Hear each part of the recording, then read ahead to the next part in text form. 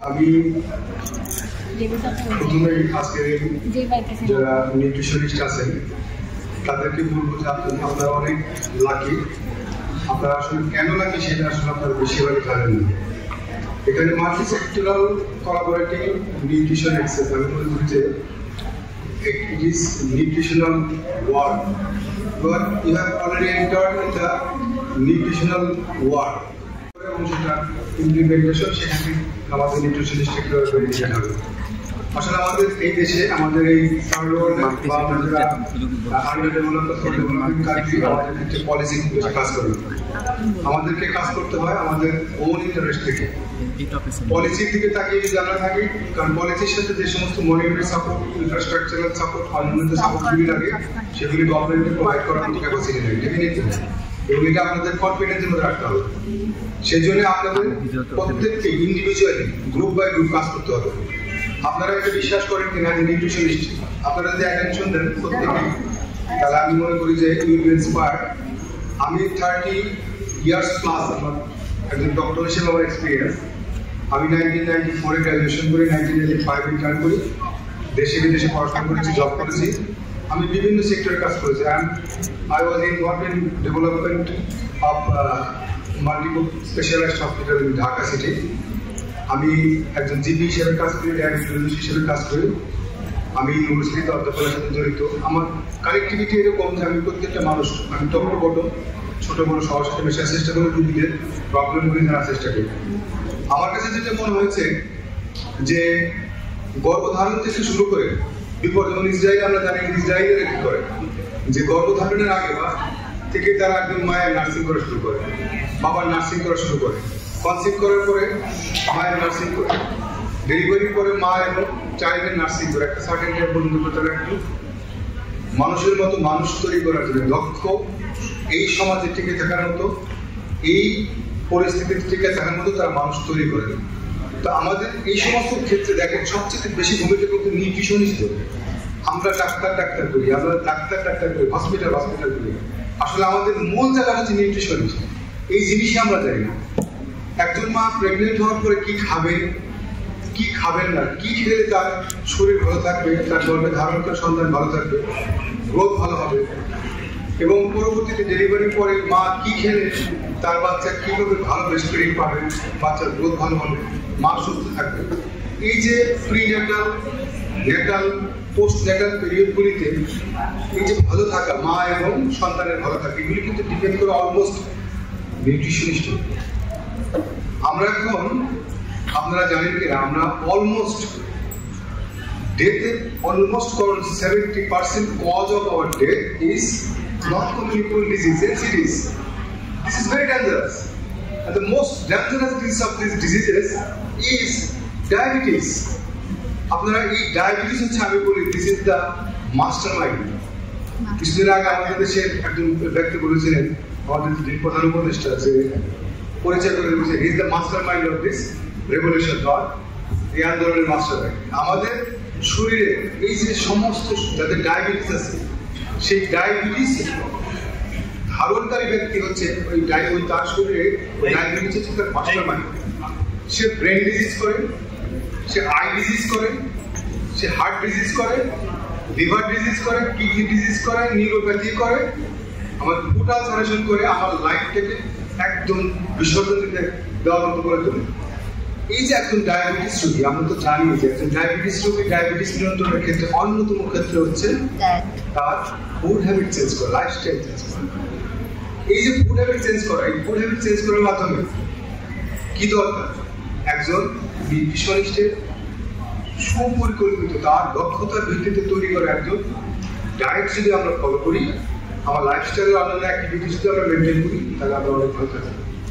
আমার একজন অস্ট্রেলিয়ান বন্ধু গত রাতে আমাকে বলছিল যে ওর বাড়ি চাঁদপুরে, বাড়িতে গিয়েছে, বাড়িতে গিয়ে এটা খেয়েছে, ওটা খেয়েছে, অনেক মিষ্টি খেয়েছে সেটাকে। তারপর পরশুদিন সে ফাস্টিং ব্লাড সুগার করেছে, দেখে তার ফাস্টিং ব্লাড সুগার হচ্ছে 14.6। আমাকে সে বলতে তুই শুনলে যখন আমার সাথে রাগ করবি, আমাকে তুই কবে দেওয়া করবি।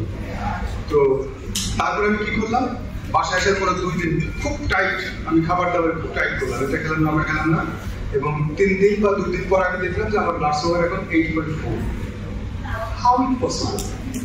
How he has got this result?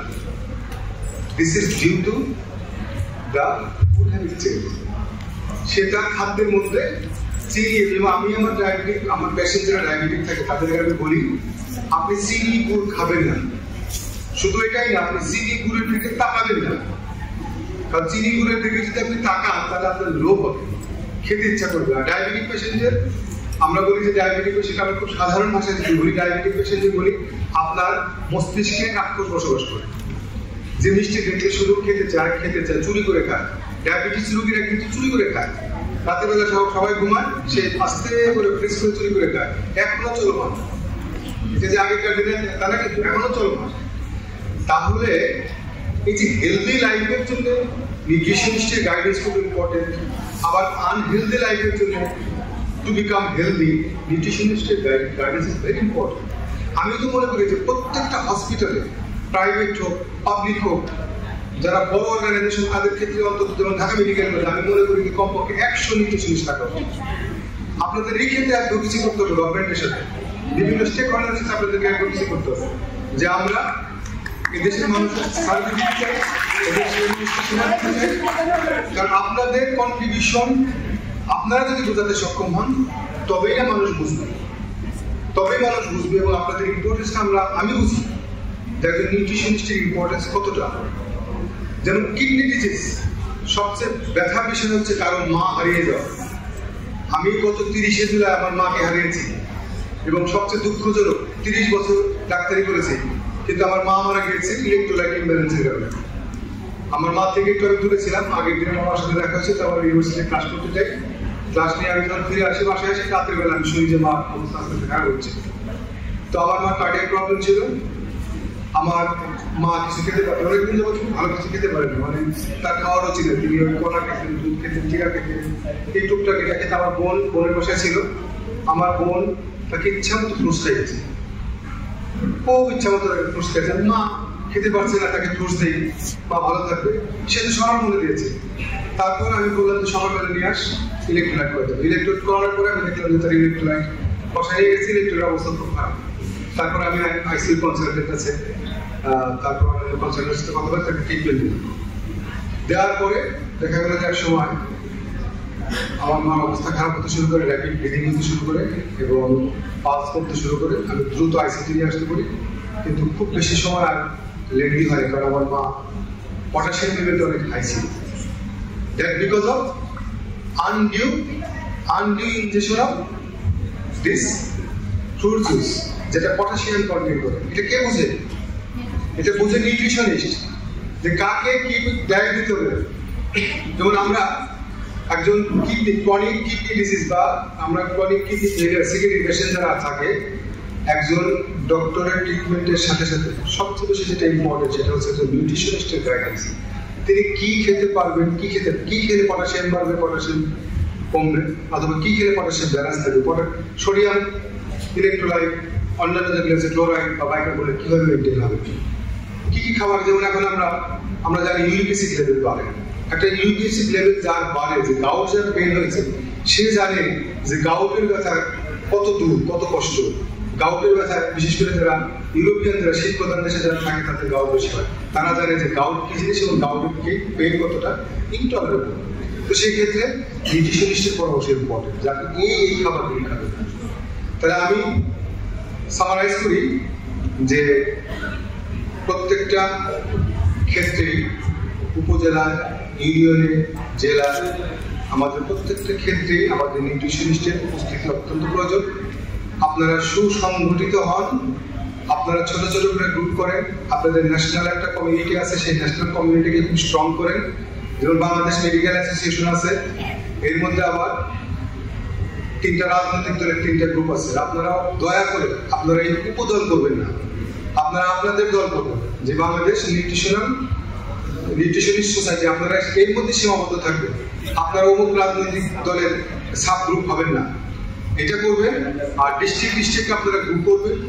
ইউনিয়নে সম্ভব না, উপজেলা পর্যায়ে সম্ভব না, ডিস্ট্রিক্ট পর্যায়ে, বিভাগীয় পর্যায়ে এবং ন্যাশনাল পর্যায়ে গ্রুপ করে পলিটিক্যাল কাভারেজের বাইরে থাকেন। আপনারা আওয়াজ তোলেন, আপনারা সংঘবদ্ধভাবে কাজ করেন। সোশ্যাল মিডিয়া, খারাপ দিক আছে, কিন্তু সোশ্যাল মিডিয়ার অনেক ভালো দিক আছে।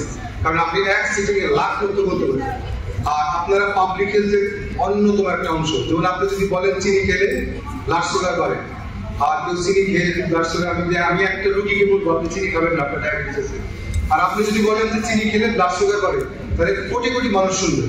তাহলে আপনারা এভাবে নিজেদেরকে সংগঠিত করেন, অর্গানাইজ করেন, ট্রেনিং অ্যান্ড ডেভেলপমেন্টের মধ্যে থাকবেন, ট্রেনিং অ্যান্ড ডেভেলপমেন্টের মধ্যে থাকবেন। যেখানে সেশন হবে সেই সেশনে জয়েন করবেন, যেখানে কোনো সেমিনার সিম্পোজিয়াম ওয়ার্কশপ হবে সেখানেও অংশগ্রহণ করবেন, নিজের স্কিল নলেজকে ডেভেলপ করবেন। আমি আশা করি নিউট্রিশনিস্টদের সহযোগিতা বাংলাদেশের মানুষ সুস্থতা আরো এক ধাপ এগিয়ে যাবে, আমরা জাতি হিসেবে এগিয়ে যাব এবং আমরা সুস্থ সুন্দর জীবনযাপন করতে পারবো। সবাইকে অনেক অনেক ধন্যবাদ।